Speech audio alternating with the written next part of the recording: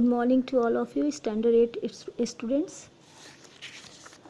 We will be studying Chapter 2 Microorganism, Friends and Foe. उसमें harmful micro organism के बारे में हम लोग पढ़ रहे थे. Food poisoning, human disease caused by microorganism. तो कौन कौन सा ह्यूमन डिजीज़ जो है माइक्रो ऑर्गेनिज्म के थ्रू काउज्ड होता है. उसी में this micro organism inter your body via food, water, air और फ्रॉम डिजीज इन्फेक्टेड पर्सन. तो ये माइक्रो ऑर्गेनिज्म हमारे बॉडी में किस तरह से इन कर सकता है. वाटर जो हम लोग लेते हैं, एयर या डिजीज़ इन्फेक्टेड पर्सन के थ्रू भी हमारे अंदर इन कर सकता है.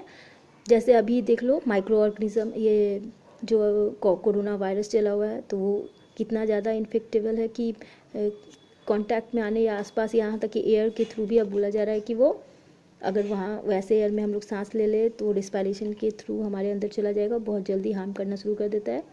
तो when diseases are transmitted from a diseased person to a healthy person, यानी कि वैसा डिजीज़ जो कि ट्रांसमिट हो रहा है जो डिजीज्ड पर्सन है, डिजीज्ड पर्सन यानी कि जो रोगी है, उससे हेल्दी पर्सन में यानी जो निरोगी है. तो through virus agent they are called communicable disease. यानी अभी जो कोरोना वायरस है, जैसे ये भी कम्युनिकेबल डिजीज़ है, क्योंकि ये हेल्दी पर जो अनहेल्दी पर्सन है उससे हेल्दी पर्सन में हो रहा है. Communicable disease included chicken pox, common cold, influenza and cholera. उसके अलावा जो है और भी है. Sometimes disease causing pathogen enter into our body via some insect and animals. कभी कभी डिजीज़ जो है वो पैथोजेन के द्वारा होता है हमारे बॉडी में, जैसे कि कुछ इंसेक्ट्स या एनिमल्स के through. Such insects and animals are called carriers. यानी वैसे एनिमल्स जैसे कि मॉस्किटो हो गया, हाउस फ्लाई भी हो गया, तो ऐसे जो है जो कि इंसेक्ट्स, वैसे इंसेक्ट्स को लेते हैं जो इन्फेक्शन फैलाते हैं, जो पैथोजन को लेके चलते हैं अपने अंदर, तो वो कैरियर्स कहलाते हैं. Of the disease causing germ, mosquito is a carrier of a malaria parasite. When a female Anopheles mosquito bytes a patient suffering from malaria, it carries the malaria parasite. तो यहाँ पे जो मॉस्किटो जो है वो malaria parasite carry करके रखता है, और वो फीमेल एनोफिल जो है मॉस्किटो, जब जिसको काटता है किसी पेशेंट को, तो वो सफ़र करने लगता है मलेरिया नाम के डिजीज़ से, जो कि मलेरिया पैरासाइट कैरी करता है. When it bytes a healthy person, it injects the parasite into the person blood. तो ये जब इंजेक्ट कर देता है वो पैरासाइट जो हेल्दी पर्सन के ब्लड में चला जाता है, और वो हेल्दी पर्सन जो है इन्फेक्टेड हो जाता है मॉस्किटो बाइट से एंड सफ़र करता है मलेरिया नाम के डिजीज़ से. उसके बाद another species of Aedes mosquito causes dengue. एक एडीज मॉस्किटो है जो कि तुम लोग अच्छे से जानते हो, कितने कुछ सालों से डेंगू भी बहुत फैला हुआ है. तो causes dengue, chikungunya, dengue where is a type of virus and organism that carries a disease without actually developing the disease is called a vector. यानी कि डेंगू फीवर जो है वो एक तरह के वायरस से होता है. And organism that carries a disease, जो ऑर्गेनिज्म ये डिजीज़ कैरी करता है without actually developing the disease, यानी कि बिना कोई डिजीज़ डेवलप किए हुए, इज कॉल्ड अ वेक्टर. वो वेक्टर कहलाता है.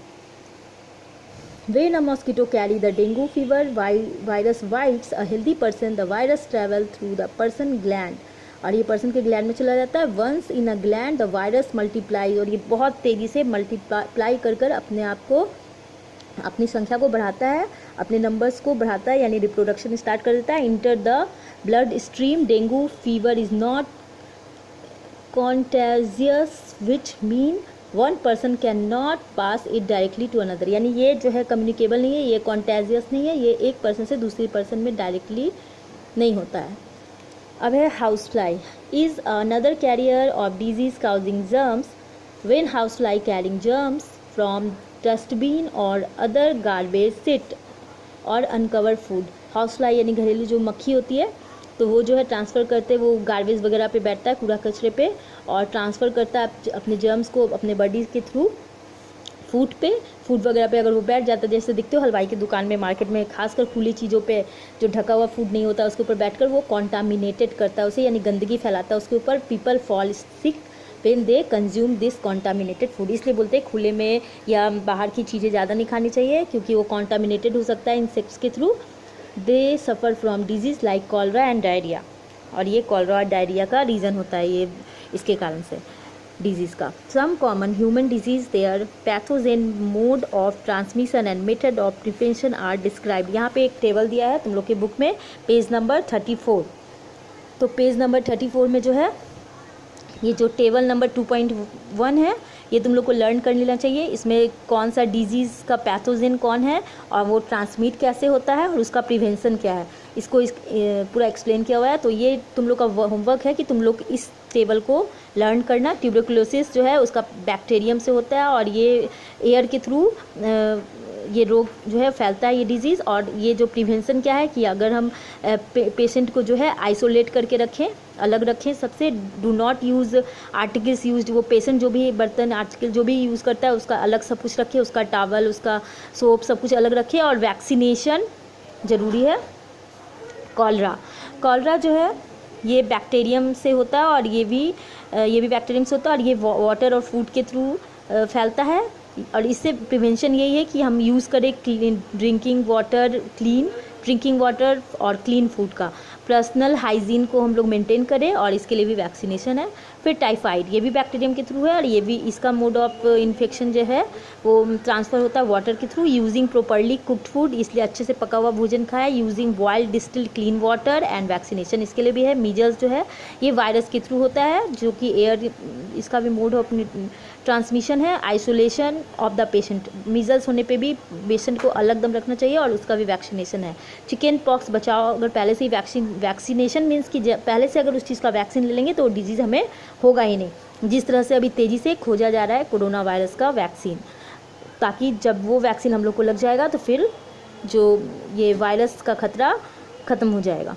तो चिकन पॉक्स वायरस जो है एयर और कॉन्टैक्ट में आने पे आइसोलेशन इसमें भी पेशेंट को है और आर्टिकल्स पेशेंट का जो है वो यूज़ नहीं करना चाहिए। उसके बाद है पोलियो, ये भी वायरस के थ्रू होता है, एयर वाटर के कारण फैलता है और वैक्सीनेशन इसका पहले से ले लेने पे ये डिजीज़ होगा ही नहीं। हेपेटाइटिस बी, ये भी वायरस के थ्रू है, एयर इसका मोड ऑफ ट्रांसमिशन है और इसका भी रोकथाम वैक्सीनेशन ही है। वैक्सीनेशन के अलावा कुछ नहीं है, वैक्सीनेशन लेने से ये डिजीज़ हमें नहीं होगा। तो इस तरह से ये चार्ट तुम लोग को लर्न कर लेना होगा।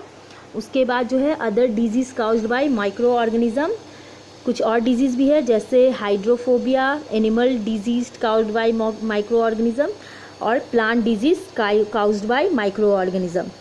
तो यहाँ से जो है ये जो हाइड्रोफोबिया है इसका मतलब होता है, ये हाइड्रोफोबिया रेबीज़ वायरस के कारण होता है हमारे बॉडी में, ये एनिमल बाइट के कारण होता है, जैसे कि रैबिट, ये such as a rabid mad dog जिसे कहते हैं, रैबिड यानी मैड डॉग, पागल कुत्ते के काटने से ये होता है हमारे बॉडी में, ये रेबीज़ नाम का जो है वायरस चला जाता है। Animal such as a rabid, और ये मंकीज़ भी इसको कैरी करते हैं। और mad dog bite virus enter our body through the wound, उस घाव के थ्रू वो अंदर चला जाता है और ये रेबीज़ नाम का डिजीज़ फैलाता है। और animal disease caused by microorganism, animal के अंदर भी बहुत सारे डिजीज़ माइक्रो ऑर्गेनिज्म के थ्रू होता है, जैसे microorganism also called disease in animal, some common animal disease and their causative microorganism are described in table. इस टेबल में देखो एंथ्रेक्स, यहाँ पे भी एक डिजीज़ ये एनिमल के लिए है, ये एंथ्रेक्स जो है ये कैटल्स में होता है और ये बैक्टीरियम के थ्रू होता है। फूट एंड माउथ डिजीज़, ये भी कैटल में होता है, वायरस के थ्रू होता है। और render paste in cattle, pig and wild animal, ये वायरस के थ्रू होता है। और मैस्टिसिस, ये भी कैटल में होता है, ये बैक्टीरियम डिजीज़ है।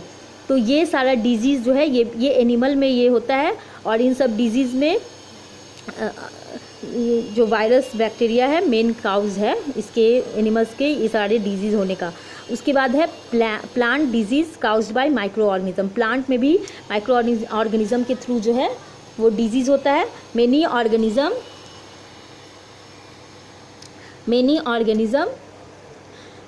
Cause disease in plant such as wheat, potato, tomato, tobacco, rice ETC, ये सारे में जो है बहुत सारे डिजीज़ माइक्रो ऑर्गेनिज्म के थ्रू होता है।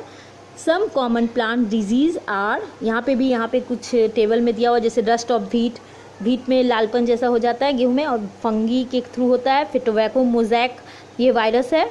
और सिट्रस कैंकर, ये भी वायरस है। येलो वेन मोज़ैक ऑफ ओकरा, जो कि भिंडी में हो जाता है वायरस के थ्रू। Late blight of potato and tomato, ये फंगी के थ्रू। यानी कि तुम लोग फूड जो भी खरीदते होगे देखते होगे कुछ अगर वो सही जिस रूप में होता है उस तरह से नहीं है, यानी उसे वो कोई डिजीज़ लगा हुआ है। तो इस तरह से ह्यूमन बींग में भी, एनिमल्स में भी और प्लांट्स में भी माइक्रो ऑर्गेनिज्म के थ्रू इतने सारे ये सारे डिजीज़ होते हैं। अब नेक्स्ट क्लास में फूड प्रिजर्वेशन हम लोग पढ़ेंगे। Thank you.